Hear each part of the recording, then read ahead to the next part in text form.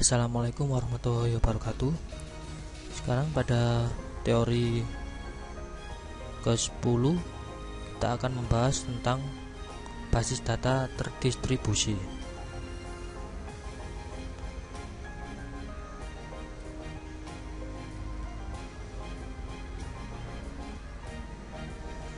Pokok bahasannya adalah pendahuluan, tipe basis data terdistribusi, arsitektur basis data terdistribusi, penyimpanan data pada sistem terdistribusi, manajemen katalog terdistribusi, query terdistribusi, join pada DBMS terdistribusi, optimasi query pada DBMS terdistribusi, mengubah data terdistribusi, logging pada sistem terdistribusi, dan distributed recovery. Tujuan dari bab ini adalah memahami perbedaan DBMS terdistribusi dan DBMS terpusat, memahami arsitektur basis data terdistribusi, memahami penyimpanan data, katalog data pada sistem terdistribusi, memahami query, join, dan optimasi query pada DBMS terdistribusi, memahami bagaimana mengubah data, melakukan logging data pada DBMS terdistribusi, dan memahami bagaimana menangani kegagalan pada sistem terdistribusi. Pendahuluan. Pada basis data terdistribusi ini atau distributed database, data disimpan pada beberapa tempat atau site. Setiap tempat diatur dengan suatu DBMS, Database Management System, yang dapat berjalan secara independen. Properti yang terutama terdapat pada basis data terdistribusi adalah independent data terdistribusi. Ini pemakai tidak perlu mengetahui di mana data berada, merupakan pengembangan prinsip independensi data fisik dan logika. Lalu transaksi terdistribusi yang atomik, pemakai dapat menulis transaksi yang mengakses dan mengubah data pada beberapa tempat seperti mengakses transaksi lokal. Jadi untuk basis data terdistribusi saat ini, pemakai harus mengetahui di mana data ditempatkan, juga harus mengetahui di mana sistem yang tidak mendukung independensi data terdistribusi dan juga transaksi terdistribusi atomik. Kedua properti tersebut harus mendukung sistem secara efisien untuk sistem terdistribusi yang bersifat global. Properti-properti tersebut kemungkinan tidak tepat karena adanya administrasi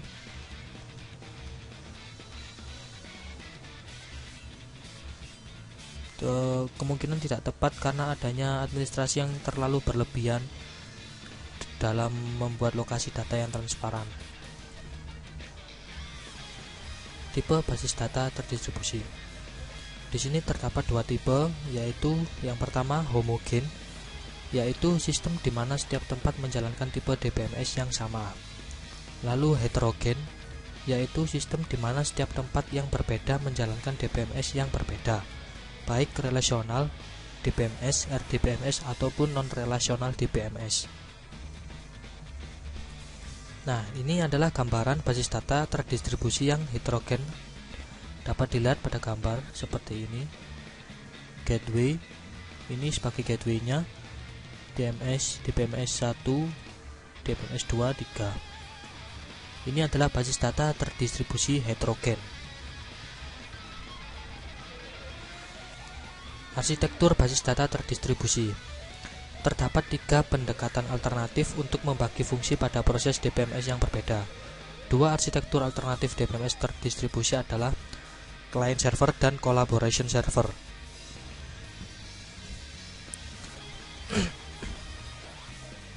Nah, seperti pada gambar, query, client, server. Ini adalah sistem client server. Sistem client server ini mempunyai satu atau lebih proses client dan satu atau lebih proses server. Dan sebuah proses client dapat mengirim query ke sembarang proses server. Seperti gambar ini, client bertanggung jawab pada antarmuka untuk user, sedangkan server mengatur data dan mengeksekusi transaksi. Sehingga suatu proses client berjalan pada sebuah personal komputer dan mengirim query ke sebuah server yang berjalan pada mainframe.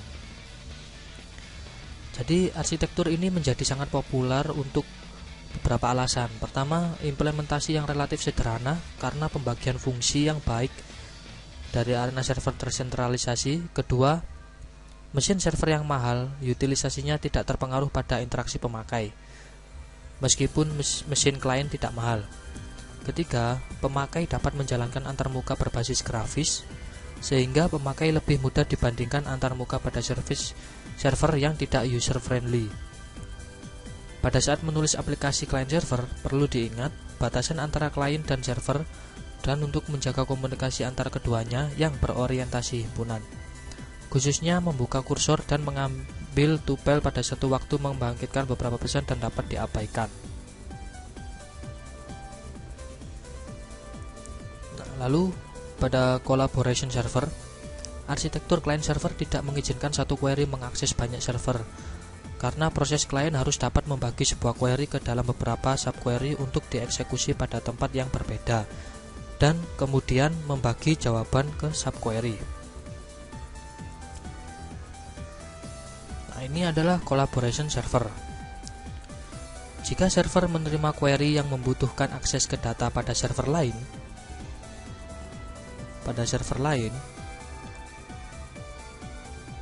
sistem membangkitkan subquery yang dieksekusi server lain dan mengambil hasilnya bersama-sama untuk menggabungkan jawaban menjadi query asal. Dan ini adalah sistem collaboration server. Selanjutnya, penyimpanan data pada sistem terdistribusi.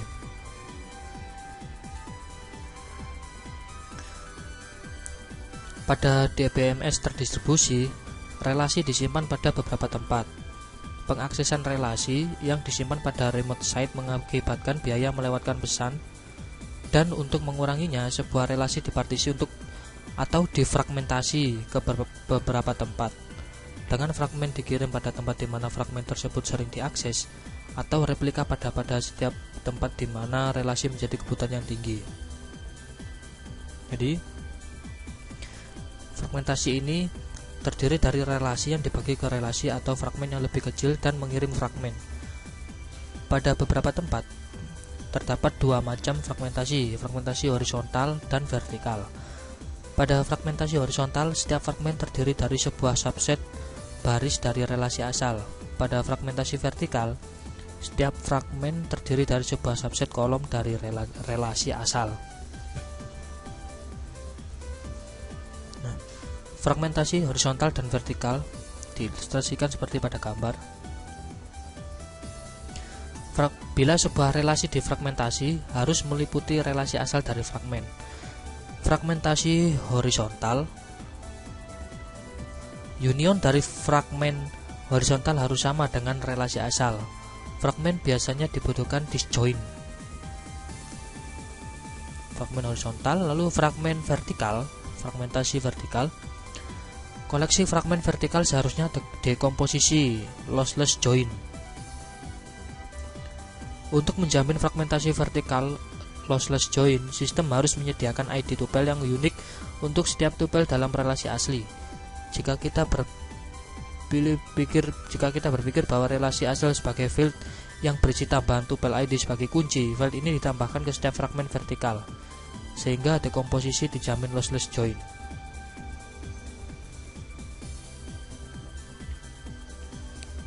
Lalu replikasi ini berarti bahwa kita menyimpan beberapa kopi sebuah relasi atau fragmen relasi. Keseluruhan relasi dapat direplikasi pada satu atau lebih tempat. Sebagai contoh, jika relasi R difragmentasi ke R1, R2, dan R3, kemungkinan terdapat hanya satu kopi R1, di mana R2 adalah replikasi pada dua tempat lainnya, dan R3 replikasi pada semua tempat. Hal ini dapat diilustrasikan seperti pada gambar. R1 R3 pada side A dan R1 R2 pada side B. Ini adalah replikasi. Jadi pada replikasi ini dia meningkatkan ketersediaan data. Jika sebuah tempat yang berisi replika melambat, kita dapat menemukan data yang sama pada tempat lain, seperti pada gambar. Demikian pula jika kopi lokal dari relasi yang di remote tersedia, maka tidak terpengaruh saluran komunikasi yang gagal. Lalu gunaan lainnya adalah evaluasi query yang lebih cepat. Query dapat mengeksekusi lebih cepat menggunakan copy lokal dari relasi termasuk ke remote site. Selanjutnya, pada manajemen katalog terdistribusi, menyimpan data terdistribusi pada beberapa tempat dapat menjadi sangat kompleks. Kita harus menyimpan data bagaimana relasi difragmentasi dan replikasi, bagaimana fragmen relasi didistribusikan ke beberapa tempat, dan di mana copy dari fragmen disimpan. Nama setiap replika dari setiap fragmen harus ada. Untuk menyediakan otonomo lokal digunakan format sebagai berikut. Local name birth site.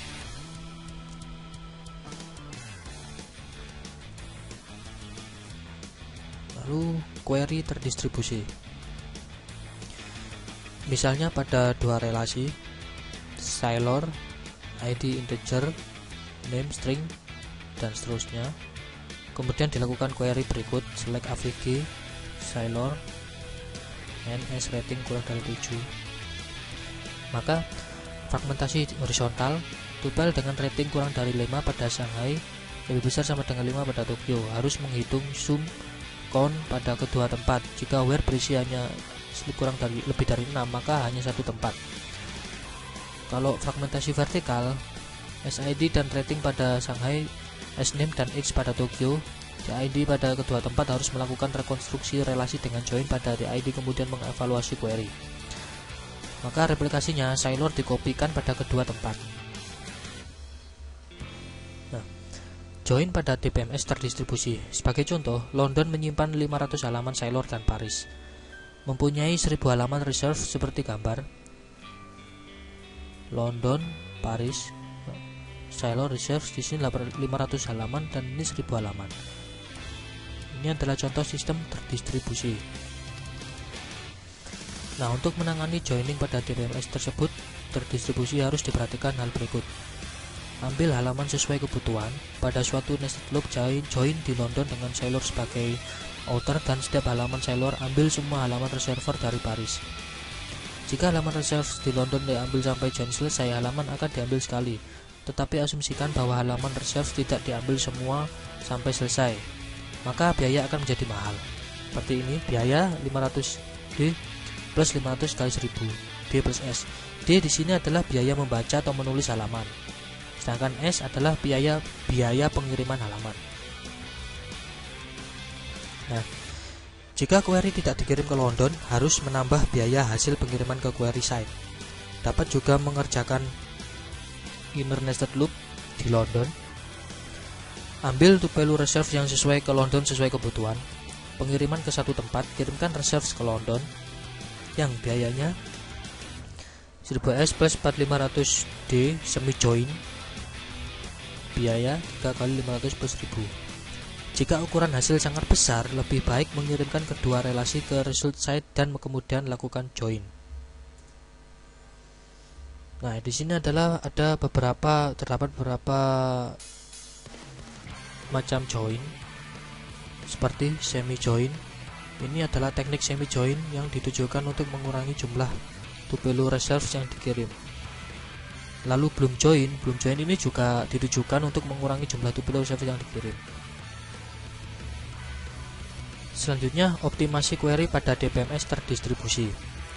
Untuk optimasi query pada sistem terdistribusi menggunakan pendekatan biaya. Misalnya pada semua plan mengambil yang termurah sama dengan optimasi tersentralisasi. Perbedaan optimasi query pada sistem terdistribusi dan sistem tersentralisasi: pertama, biaya komunikasi harus dipertimbangkan. Kedua, otonomi tempat lokal harus diperhatikan. Ketiga, menggunakan metode join terdistribusi yang baru. Nah, lalu mengubah data terdistribusi. Di sini untuk melakukan pengubahan data terdistribusi dilakukan replikasi transaksi yang dapat dilakukan dengan cara synchronous replication.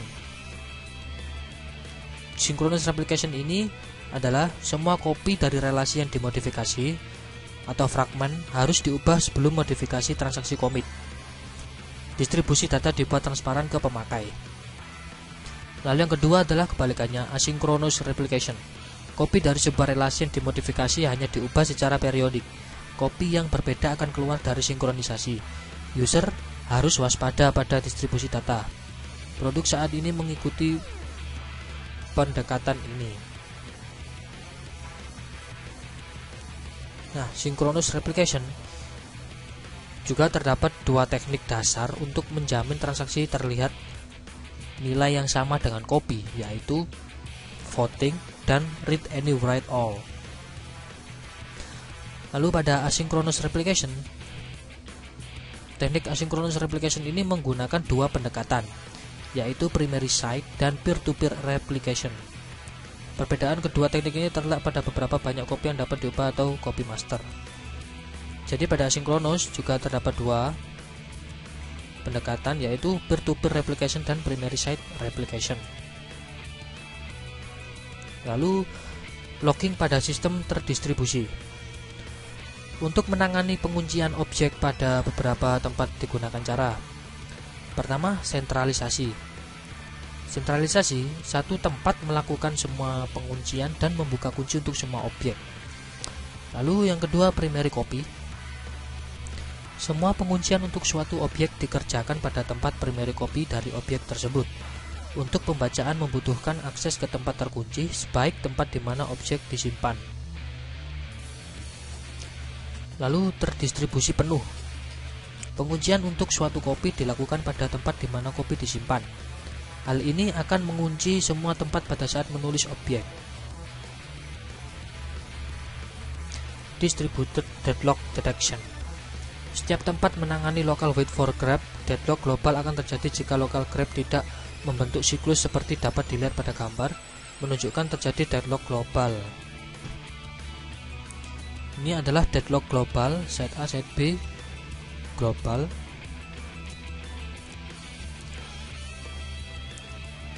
Jadi untuk mendeteksi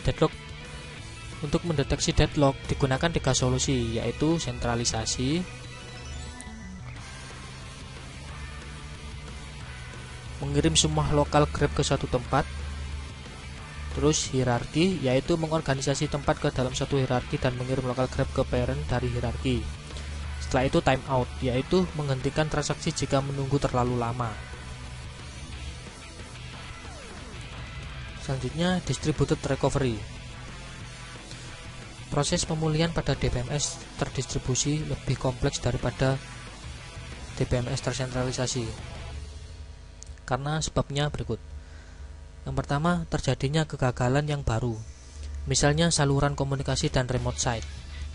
Kedua, jika subtransaksi dari suatu transaksi mengeksekusi tempat yang berbeda, semua atau tidak ada yang harus commit. Hal ini memerlukan commit protokol untuk menangani hal tersebut. Lalu yang ketiga, suatu lock ditangani pada setiap tempat sebagaimana pada DBMS tersentralisasi dan aksi commit protokol ditambahkan pada lock. Nah, kita telah menuju kepada ringkasan. Ringkasan yang kita dapat adalah pada basis data terdistribusi data disimpan pada beberapa lokasi dengan tujuan untuk membuat distribusi yang transparan. Kedua, arsitektur sistem basis data terdistribusi terdapat 3 tipe. Pada sistem client server, server menyediakan fungsi DBMS dan klien menyediakan antarmuka pemakai. Pada DBMS terdistribusi, suatu relasi difragmentasi dan direplikasi pada beberapa tempat. Jika suatu relasi difragmen dan direplika, setiap partisi memerlukan nama global yang unik yang disebut relation name. Pada pemrosesan query dalam DBMS terdistribusi, lokasi partisi dari relasi perlu dihitung. Pada synchronous replication, semua kopi dari relasi replika diubah sebelum transaksi commit. Jika suatu transaksi melibatkan aktivitas pada tempat yang berbeda, maka memanggil aktivitas subtransaksi. Lalu pada DBMS terdistribusi, manajemen log berupa lokasi sentral, primary copy atau terdistribusi penuh. Deteksi deadlock pada sistem terdistribusi dibutuhkan. Terakhir, pemulihan pada DBMS terdistribusi dilakukan menggunakan commit protokol yang mengkoordinasi aktivitas pada tempat yang berbeda yang dilibatkan pada transaksi.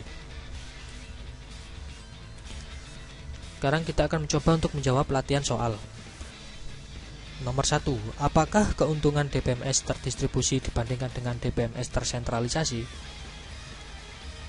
Jawabannya yang pertama, independensi data, yaitu dapat membuat perubahan dalam data namun tidak harus mengubah program. Lebih efisien. Kedua, pengaksesan yang efisien terhadap data. Adanya kecanggihan dalam penyimpanan data dan pengambilan data secara efisien. Ketiga, keamanan terjamin dan integritas data terpelihara. DBMS dapat melakukan kendala integritas data sehingga jika ada sesuatu yang tidak sesuai dengan definisi dari vault dan kekangan yang melekat pada vault otomatis akan ditolak. Keempat, administrasi data dapat meminimalkan terjadinya redundansi atau kerangkapan data.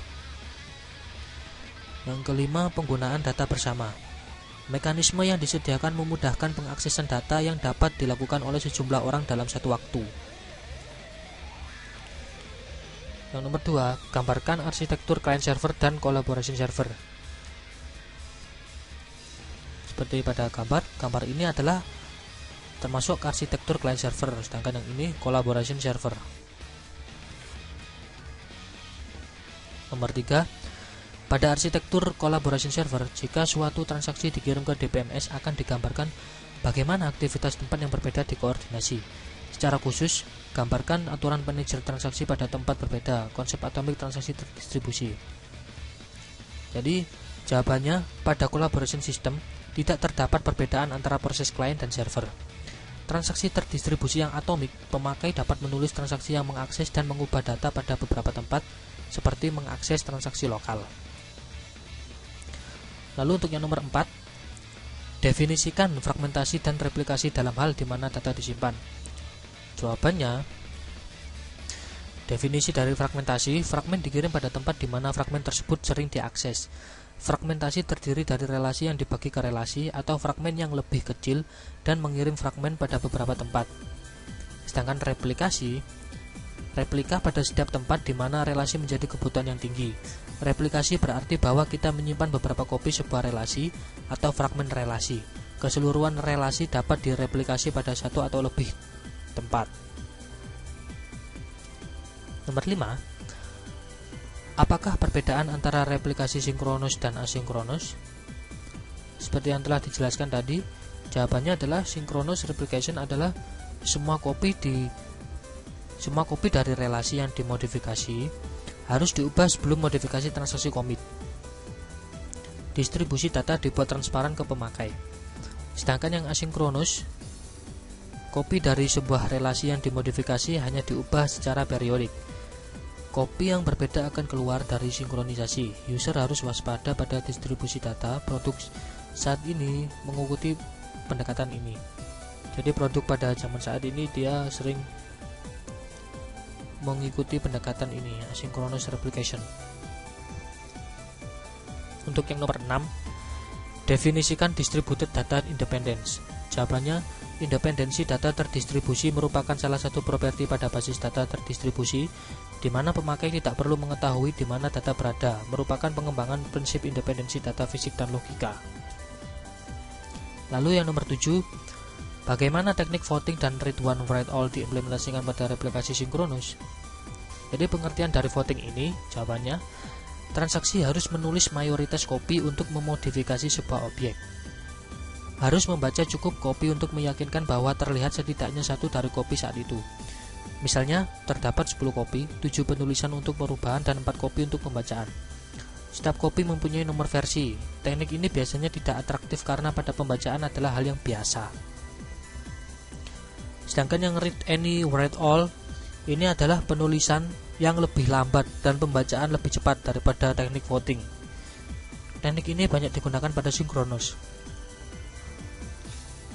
Jadi teknik yang sering digunakan pada synchronous replication adalah read any write all. Lalu untuk yang nomor 8, berikan penjelasan bagaimana asynchronous replication diimplementasikan. Khususnya jelaskan maksud capture dan apply. Jawabannya, implementasi primary site pada asynchronous replication. Isu utama dalam mengimplementasikan primary site replication adalah menentukan beberapa banyak perubahan ke primary copy dipropaganda ke copy sekunder. Perubahan biasanya dipropaganda dalam 2 langkah, yaitu capture dan apply. Perubahan dibuat dengan transaksi commit ke primary copy yang diidentifikasi selama langkah capture. dan dipropaganda ke kopi sekunder selama langkah apply. Jadi itu adalah jawaban yang nomor 8. Selanjutnya nomor 9. Apakah perbedaan antara log based dan prosedural untuk implementasi capture? Jawabannya, log based capture merupakan log atau menyimpan recovery digunakan untuk membangkitkan change data table (CDT). Jika hal ini dikerjakan ketika log terakhir ditulis ke disk, harus menghapus perubahan ke subsequent yang dihentikan transaksi. Procedural capture, suatu prosedur yang secara otomatis dibangkitkan atau trigger mengerjakan capture. Untuk implementasi capture dengan log based capture lebih baik karena lebih murah dan lebih cepat, tetapi harus memahami detail dari property log. Lalu untuk yang nomor 10, mengapa pemberian nama unik pada objek basis data lebih kompleks pada DBMS terdistribusi? Jawabannya, karena pada DBMS terdistribusi, suatu relasi difragmentasi dan direplikasi pada beberapa tempat. Jika suatu relasi difragmen dan direplika, setiap partisi memerlukan nama global yang unik yang disebut relation name. Manajemen katalog terdistribusi diperlukan untuk menyimpan rekaman di mana data disimpan. Jadi sekian dari latihan soal beserta jawabannya. Terima kasih. Apabila ada salah kata, saya mohon maaf. Sampai ketemu pada pertemuan berikutnya. Assalamualaikum warahmatullahi wabarakatuh.